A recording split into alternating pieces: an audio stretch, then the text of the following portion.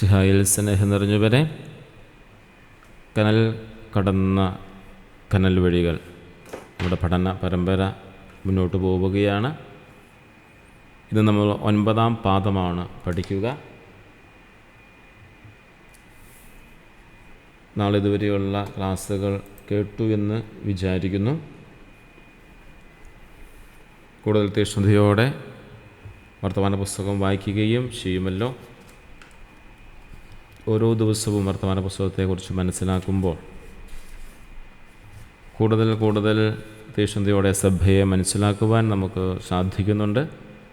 9-ാം പാദം എന്ന് പറയുന്നത് പേജ് 89 മുതൽ 95 വരെയുള്ള പേജുകളിലാണ് ഇക്കാര്യം കടക്കുക.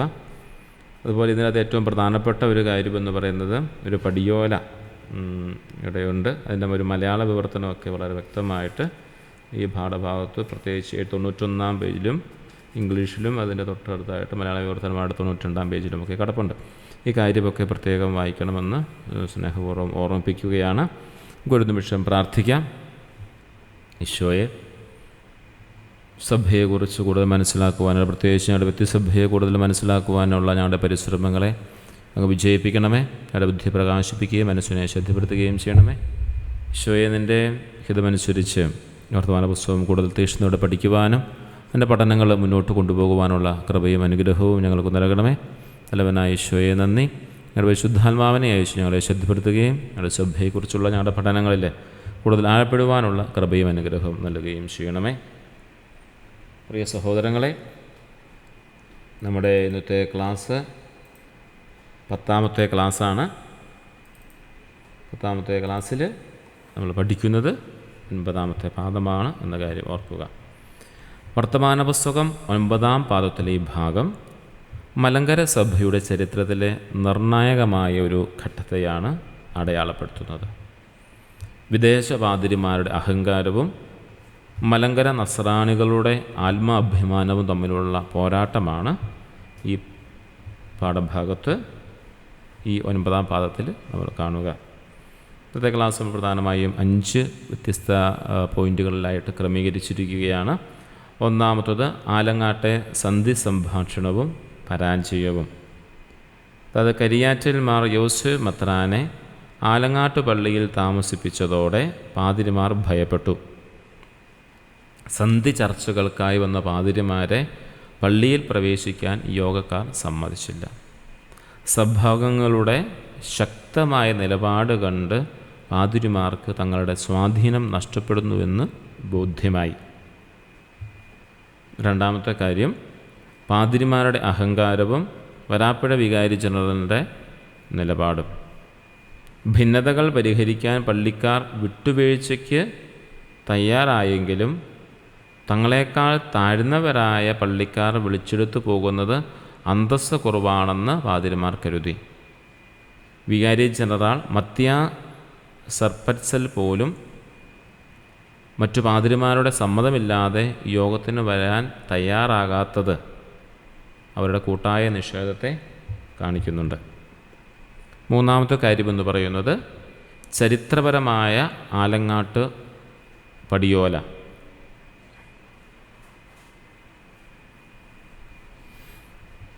1776 ഫെബ്രുവരി 15 ഈ ചരിത്രപ്രധാനമായ ആലങ്ങാട്ട് പടിയോല സംഭവം നടക്കുക. പാതിരിമാരുടെ ധിക്കാരത്തിനു മറുപടിയായി മലങ്കര യോഗം ഒരു പടിയോല, അതായത് വിളംബരം പുറപ്പെടുവിക്കുകയാണ്. ലവറന്തിയോസ് പാതിരി ഒഴികെ ബാക്കി 9 പാതിരിമാരെയും മലങ്കരയിലെ പള്ളികളിൽ കയറുന്നതിൽ നിന്നും ശുശ്രൂഷകൾ നടത്തുന്നതിൽ നിന്നും ഈ പടിയോല വഴി വിലക്കി. സഭയുടെ ഐക്യത്തിനും നന്മയ്ക്കും വേണ്ടിയായിരുന്നു ഈ കടുത്ത തീരുമാനം. നാലാമത്തെ കാര്യം, പറവൂർ പള്ളിയിലെ പ്രതിഷേധം.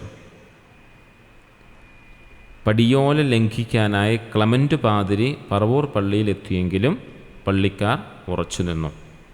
പാതിരിയുടെ സുഹൃത്തുക്കൾ പോലും പള്ളി തുറന്നു കൊടുത്തില്ല. ഒടുവിൽ പള്ളിവാതിൽ അടച്ചുപൂട്ടിയതോടെ പാതിരിക്ക് പുറത്തു വെച്ച് കുർബാന ചൊല്ലി മടങ്ങേണ്ടി വന്നു.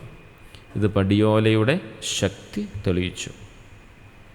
അഞ്ചാമത്തെ കാര്യം, നേതൃത്വത്തിൻ്റെ കരുത്ത്. മുൻപ് അങ്കമാലിയിൽ വെച്ച് പാതിരിമാർ നൽകിയ വാഗ്ദാനങ്ങൾ അവർ തന്നെ ലംഘിച്ചിരുന്നു.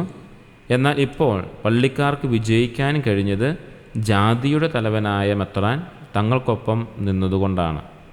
സ്വന്തം സമുദായത്തിൽ നിന്നുള്ള ശക്തനായൊരു നേതാവുണ്ടെങ്കിൽ മാത്രമേ സഭയ്ക്ക് ബലമുണ്ടാവുകയുള്ളൂ എന്ന വലിയ പാഠം ഈ സംഭവം നൽകുകയാണ്. ഇതാണ് ഇന്നത്തെ നമ്മുടെ ക്ലാസ്. 9-ാം പാദത്തിൻ്റെ ക്ലാസ് ഇവിടെ സമാപിക്കുകയാണ്. ആദ്യം സൂചിപ്പിച്ചതുപോലെ പടിയോലയുടെ ഇംഗ്ലീഷ് ഭാഗവും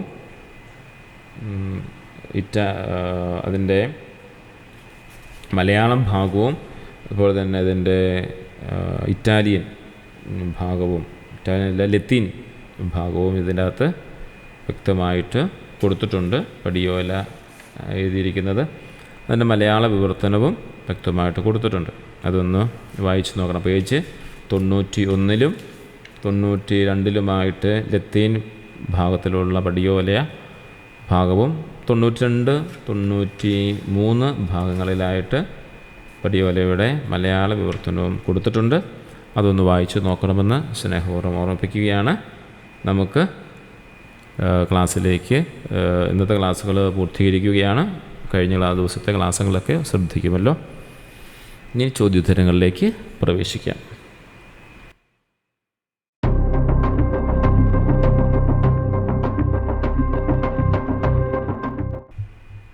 മെത്രാനെ ആലങ്ങാട്ട് കൊണ്ടുവന്ന് പാർപ്പിച്ചത് ആരൊക്കെ ചേർന്നാണ്?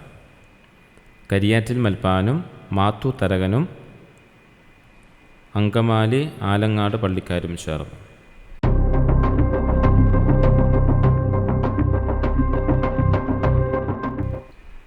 വരാപ്പുഴയിൽ നിന്നും ആലങ്ങാട്ടെത്തിയ പാതിരിയോട് യോഗക്കാർ നൽകിയ താക്കീത് എന്തായിരുന്നു? തങ്ങളുടെ പള്ളിയിൽ കയറരുതെന്നും കയറിയാൽ അത് ശരീരത്തിന് അപകടം വരുത്തുമെന്നും യോഗക്കാർ താക്കീത് നൽകി.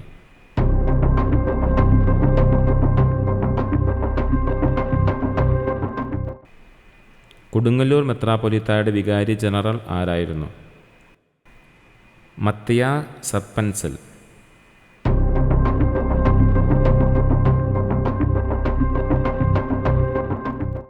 പാതിരിമാർ മലങ്കര യോഗത്തിൻ്റെ ക്ഷണം നിരസിക്കാൻ കാരണമെന്ത്? തങ്ങളെക്കാൾ താഴ്ന്നവരായ പള്ളിക്കാരുടെ വെളിപ്പുറത്ത് ചൊല്ലുന്നത് അന്തസ്സ് കുറവാണെന്ന അഹങ്കാരം കൊണ്ടാണവർ വരാതിരുന്നത്.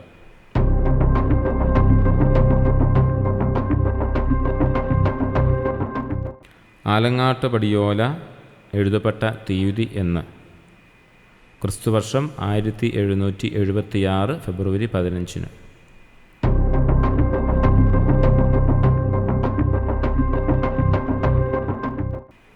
ആലങ്ങാട്ട് പടിയോലയിൽ ഒഴിവാക്കപ്പെട്ട ഏക പാതിരി ആര്? ലൗറന്തിയോസ് യൂസീനിയാനി.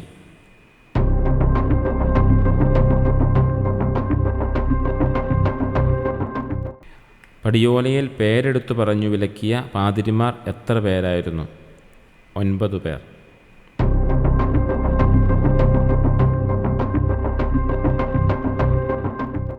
പടിയോല പ്രകാരം എടുത്ത പ്രധാന തീരുമാനം എന്തായിരുന്നു? നിഷേധികളായ പാതിരിമാരെ മലങ്കരയിലെ പള്ളികളിൽ പ്രവേശിക്കുന്നതിൽ നിന്നും അവരെ അനുസരിക്കുന്നതിൽ നിന്നും വിലക്കി.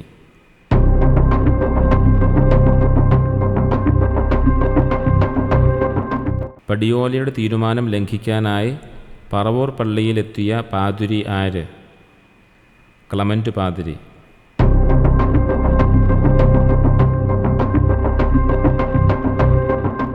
പറവൂർ പള്ളിയിൽ വെച്ച് പാതിരിക്കുണ്ടായ അനുഭവം എന്ത്? പള്ളിക്കാർ പള്ളിവാതിൽ അടച്ചുപൂട്ടുകയും അകത്ത് കയറി കുർബാന ചൊല്ലാൻ അനുവദിക്കാതിരിക്കുകയും ചെയ്തു.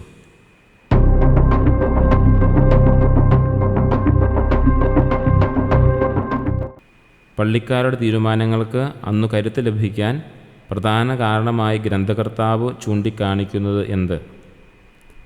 സമുദായത്തിൻ്റെ തലവനായ മെത്രാൻ യോഗത്തിൻ്റെ തീരുമാനങ്ങൾക്കൊപ്പം ഉറച്ചു നിന്നതുകൊണ്ട്.